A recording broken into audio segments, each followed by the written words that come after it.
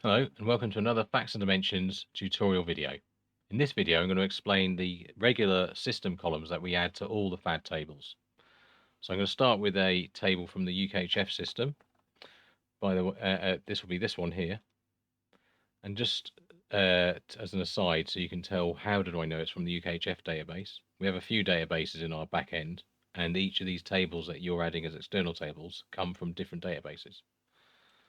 So before I explain, let's just see how I know it's from the UKHF. Select star from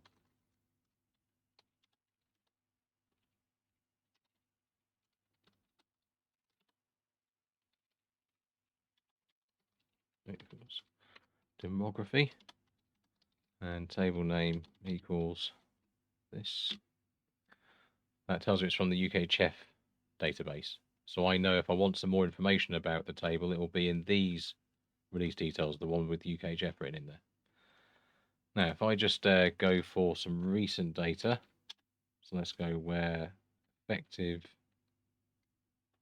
snapshot equals 2022-0401. That has audit key 158489. So I can look in this audit table where audit key equals that value. And that tells me that that data came from this file or several files. That's the date that the data belongs to, April 2022. That's the date we downloaded the file. And sorry, that's the date we imported the file. That's the date we downloaded the file. As you can see, there's only a few minutes between them anyway. And that's the last URL we visited when we were getting the file. So you can use that last URL visited or the source URL from the all available tables to work out where we're getting the data from. So that's the fact tables. With dimension tables, any that end in SCD, let's just get one now. Actually, let's go for this one.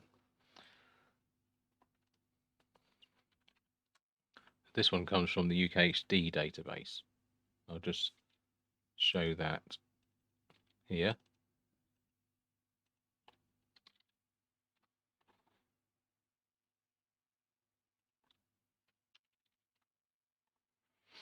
There you go. So I know that to get some more information about this one, I need to go to these release details, the UKHD ones. So in the UKHD data table, there's this bunch of fields at the end. The date we imported the data, the created date, which more often than not means the date that the data belongs to. Now, if the source data specifies a date that the data was effective, we'll use that date. Otherwise, we use the date that the data was published. Is latest tells you if it's the latest version, and effective from effective to is like a tracking to see the history. Let me just give you a demo.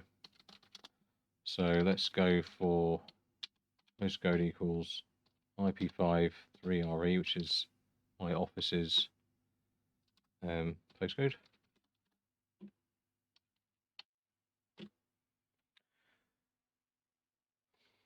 So as you can see, the data's in there 12 times. That means it changed 11 times since we first loaded it. If I scroll over, you can see some of the values are changing at different times. Now this date tells you that up until the 26th of May 2010, the postcode IP53RE had the values according to this row that I've highlighted. And between, say, the 28th of April 2014, well, here's a good one. Between the 1st of April 2013, when Andrew Lansley brought in his changes, and the 28th of November 2013, it had these changes. Like you can see the primary code there, which is the change from PCT to CCG. Now, something to bear in mind here, this is the date that the data changed, as in the data that we've imported, not the date that they changed the data. So with this table, for example, this changes every 3 months. Now, the actual data within, of course, reality, the UK, the postcodes, things change all the time. So this only reflects the date that the data changed.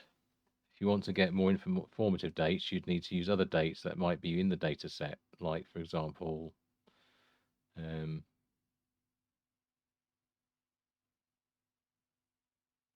date of introduction, date of termination, things like that.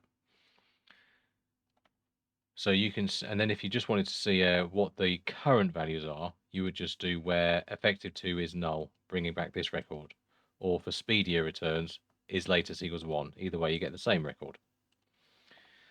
Any UKHD table that has a postcode field in it will have an additional computed field called car ASCII index, which is a numerical value of the postcode, and I'm going to be making another video about that. So that basically covers the main aspects of UKHD and UKHF tables. Thank you.